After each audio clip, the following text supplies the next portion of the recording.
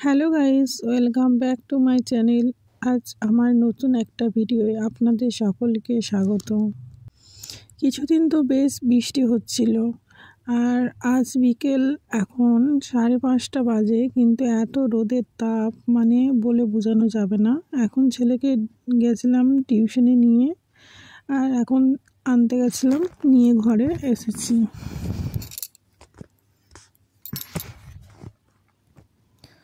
আর ঘরে এসে এখন গেটের তালাটা খুলে নিচ্ছি।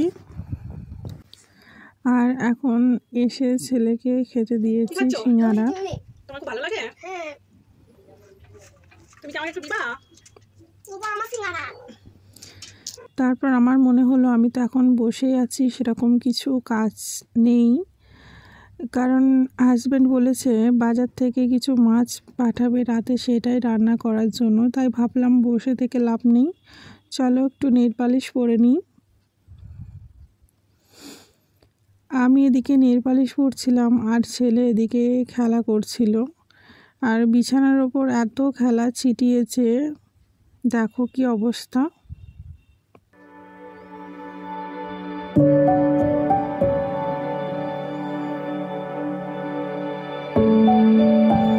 আমি ওকে বুঝিয়ে বলছিলাম যে আমাকে একটু সাইড দাও, আমি এখানে কিছু জামা কাপড় আছে সেগুলোই গোছ করে নিচ্ছি, কারণ কাল সকালে আবার ওর স্কুল আছে। তাই স্কুলের ড্রেসগুলো ভালো করে ধুয়ে দিয়েছিলাম, সেগুলি এখন গোছ করতে বসে পড়েছি।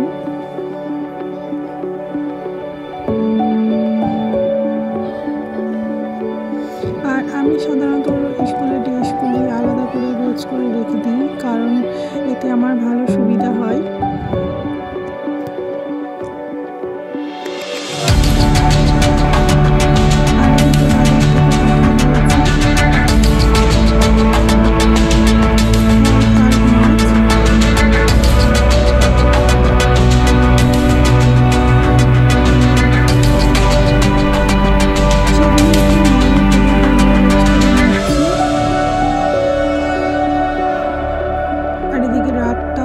হয়েছে রাত 9টা বেজে গেছে, এদিকে তাড়াহুড়ো করছি। আর এই ফলের পলিথিনগুলোর ওপর মাছের গন্ধ আসছিল, ওই জন্য আমি এগুলো ভালো করে প্যাকেট থেকে বার করে তারপরে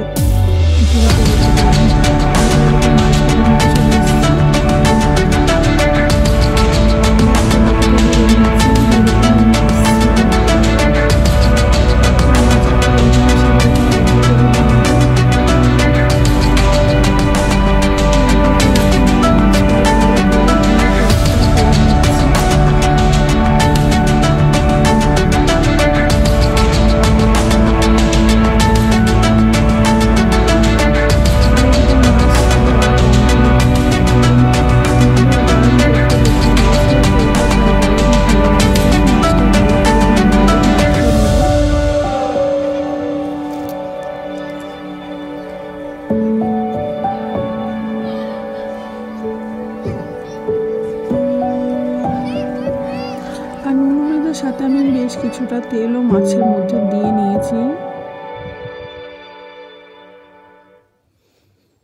এতে আমার মনে হয় যে মাছে তেল দিলে গায়ে তেলটা একটু কম ছিটকায়, আর মাছগুলি লাগা লাগা ভাব হয় না।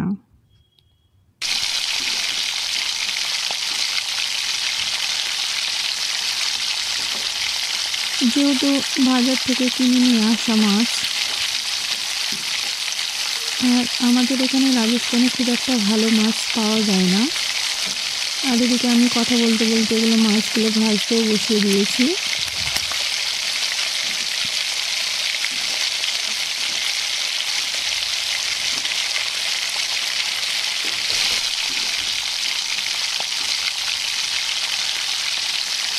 আর এইভাবেই আমি সমস্ত মাছ ভেজে নিচ্ছি।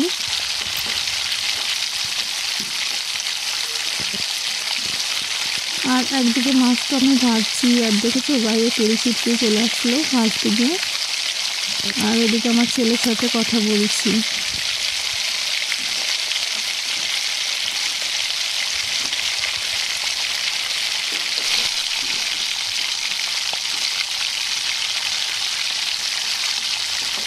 আর আমার তো বারবার এটাই বলছে, মা আমি বাইরে যাব তোমার কাছে। আর আমি ওকে বোঝানোর চেষ্টা করছি যেহেতু মাছ ভাজছি, কোথায় তেল তেল ছিটকে গায়ে পড়বে, তাই আমি ওকে বলছি না তুমি ঘরেই খেলা করো, আমি মাছটা ভেজে নিই, রান্নাটা করে নিই, জানিয়ে তোমার সাথে খেলা করবে।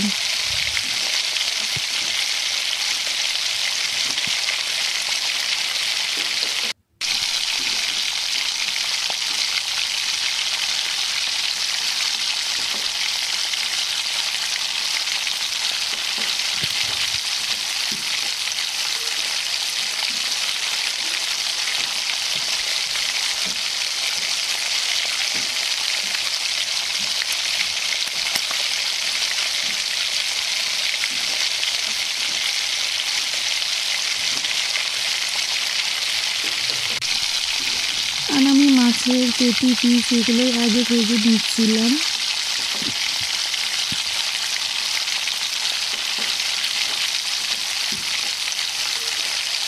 আর এইভাবে এখন সমস্ত মাছ ভাজাও কমপ্লিট হয়ে গেছে।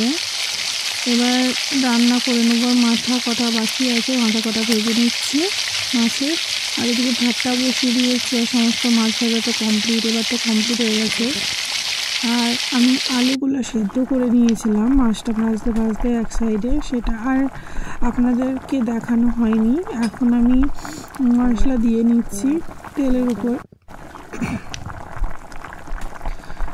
মশলা যেহেতু সমস্ত কিছু দেওয়া ছিল, তাই আমি লবণ আর হলুদ দিয়ে এটা ভালো করে কষিয়ে নিচ্ছি।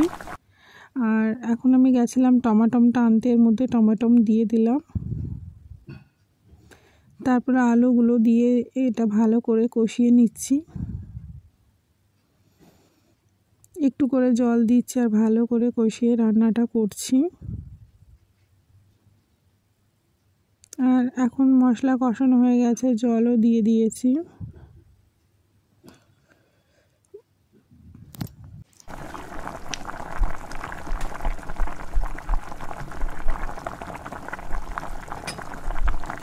আর এখন ঝোলটা ভালো করে ফুটে গেছে। এটা এখন নেড়ে চেড়ে এর মধ্যে মাছ দিয়ে দেব।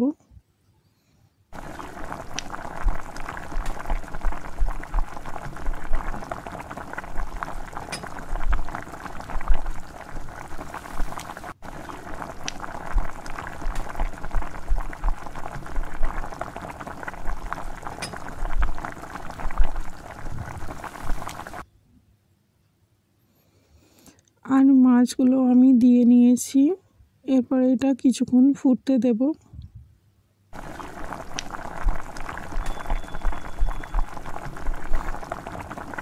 তারপর রান্না প্রায় কমপ্লিট হয়ে গেছে। এবার এর মধ্যে একটু গরম মশলা দিয়ে নামিয়ে নেব।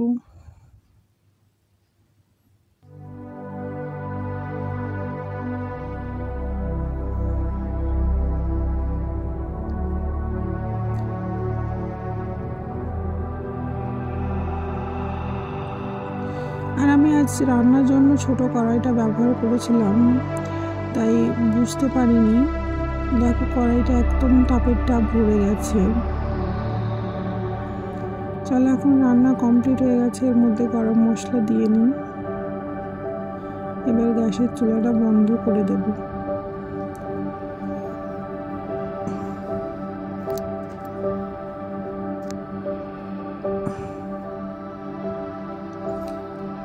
আর এদিকে মাছের সবজিটা আমি ঘরে রেখে এসে এখন চলে এসেছি যে মাছের তেলটা ছিল সেটাই ভাজার জন্য পেঁয়াজ লঙ্কা দিয়ে, আর সেটাই এখন ভালো করে ভেজে নিচ্ছি।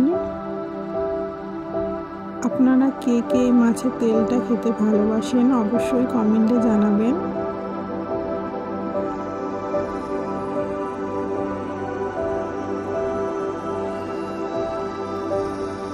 আর এইভাবে মাছের তেলটাও বানানো কমপ্লিট হয়ে গেছে।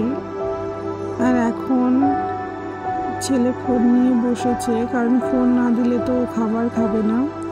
আর এদিকে ফোন দেখছে আর আমি ওকে খাবার খাওয়াচ্ছি। আর ও খাবার খেতে গেলে খুব বিরক্ত করে, খেতেই চায় না। আমি অনেক বুঝিয়ে গল্প করে তারপরে ওকে খাওয়াই। আর ফোনটা এদিকে চালু হচ্ছিল না বলে পরিশানি করছিল।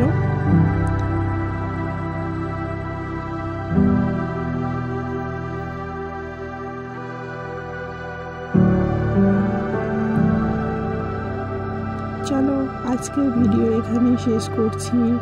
দেখা হচ্ছে নেক্সট কোনো ভিডিওয়।